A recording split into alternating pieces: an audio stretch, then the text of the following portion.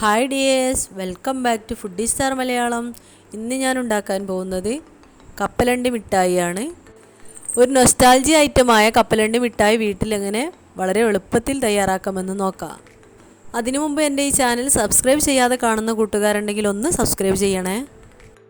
മിഠായി ഉണ്ടാക്കാനായിട്ട് ആദ്യം തന്നെ കപ്പലണ്ടി ഒന്ന് വറുത്തെടുക്കേണ്ടതാണ്. ഞാനിവിടെ 200 ഗ്രാം കപ്പലണ്ടിയാണ് എടുത്തിട്ടുള്ളത്. വറുത്തെടുക്കുമ്പോൾ ലോ ഫ്ലെയിമിൽ വെച്ചിട്ട് വേണം വറുത്തെടുക്കാൻ. കരിഞ്ഞു പോവാതെ പ്രത്യേകം ശ്രദ്ധിക്കേണ്ടതാണ്. ഇതിൻ്റെ തൊലിയെല്ലാം ബ്രൗൺ നിറമാവുമ്പോൾ ഫ്ലെയിം ഓഫ് ചെയ്യേണ്ടതാണ്. അപ്പോൾ കടലയെല്ലാം നന്നായി ചൂടാറിയതിന് ശേഷം തൊലിയെല്ലാം കളഞ്ഞെടുത്തിട്ടുണ്ട്. നന്നായി വറുത്ത കടല വേണം ഇത് ചെയ്യാനായിട്ട്, അപ്പോഴാണ് കൂടുതൽ ടേസ്റ്റ് ഉണ്ടാവുക. ഇനി ഇതിലേക്ക് ശർക്കരയാണ് വേണ്ടത്. 150 ഗ്രാം ശർക്കരയാണ് ഇതിലേക്ക് ഞാൻ എടുത്തിട്ടുള്ളത്. അതൊന്ന് നന്നായി പൊടിച്ചെടുത്തിട്ടുണ്ട്. ഇനി ഈ ശർക്കര ഒന്ന് ഉരുക്കിയെടുക്കണം. അതിനായിട്ട് ഒരു പാൻ അടുപ്പത്ത് വെച്ച് അതിലേക്ക് ശർക്കര എല്ലാം ഇട്ട് കൊടുത്തതിന് ശേഷം ഒരു 2 ടീസ്പൂൺ 3 ടീസ്പൂൺ വരെ വെള്ളം ഒഴിച്ച് കൊടുക്കുന്നുണ്ട്. ഇത് ഉരുക്കിയെടുക്കുമ്പോൾ ലോ ഫ്ലെയിമിൽ വെച്ചിട്ട് വേണം ചെയ്യാൻ.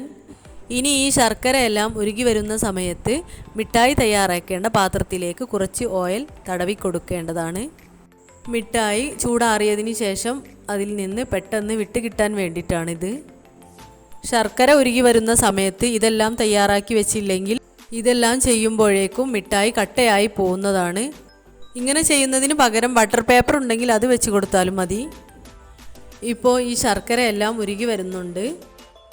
അഴുക്കെല്ലാമുള്ള ശർക്കരയാണെങ്കിൽ ഒന്ന് അരിച്ചെടുക്കേണ്ടതാണ്.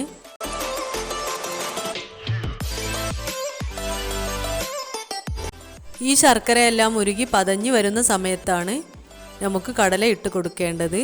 അതിനായിട്ട് ആദ്യം ഒരു പാത്രത്തിൽ തണുത്ത വെള്ളമെടുത്ത് അതിലേക്കൊന്ന് ശർക്കര പാനി ഒഴിച്ച് കൊടുക്കണം. ഒരു തുള്ളി ഒഴിച്ച് കൊടുത്താൽ മതി. എന്നിട്ട് അതൊന്ന് ഉരുട്ടി നോക്കുമ്പോൾ ബോൾ പരുവത്തിലാവുന്നുണ്ടെങ്കിൽ ആ സമയത്താണ് അതിലേക്ക് കടല ഇട്ട് കൊടുക്കേണ്ടത്.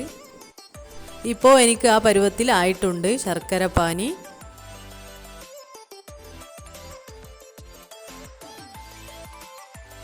ഈ സമയത്ത് ഒരു ഫ്ലേവറിന് വേണ്ടിയിട്ട് ഒരു ഏലക്ക പൊടിച്ചത് ഇട്ട് കൊടുക്കാം. മധുരം ബാലൻസ് ചെയ്യാൻ വേണ്ടിയിട്ട് ഒരു നുള്ളി ഉപ്പും ഇട്ട് കൊടുക്കുന്നുണ്ട്. ഇനി ഇതിലേക്ക് നേരത്തെ വറുത്ത് വെച്ച കടല ഇട്ട് കൊടുക്കാം. കുറേശ്ശെ ആയിട്ട് ഇട്ട് കൊടുത്ത് നന്നായി ഒന്ന് ഇളക്കി കൊടുക്കണം. കൈ എടുക്കാതെ ഇളക്കേണ്ടതാണ്. ഇതൊക്കെ ചെയ്യുമ്പോഴും ലോ ഫ്ലെയിമിൽ വെച്ചിട്ട് വേണം ചെയ്യാൻ.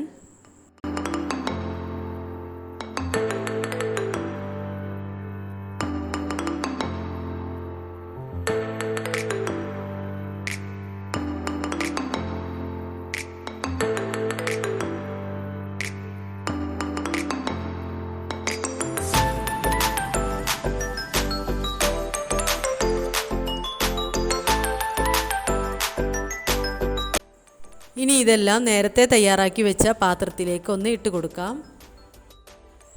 ഇട്ട് കൊടുത്തതിന് ശേഷം പെട്ടെന്ന് വേണം അതെല്ലാം പരത്തിയെടുക്കാനായിട്ട്.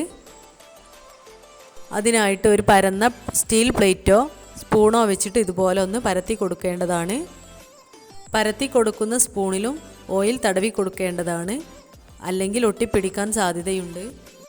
അപ്പോൾ നമ്മുടെ കടല മിഠായി ഇവിടെ തയ്യാറായി വന്നിട്ടുണ്ട്. വീഡിയോ ഇഷ്ടപ്പെട്ടാൽ ലൈക്ക് ചെയ്യുക, ഷെയർ ചെയ്യുക, കമൻറ്റ് ചെയ്യുക, സബ്സ്ക്രൈബ് ചെയ്യുക.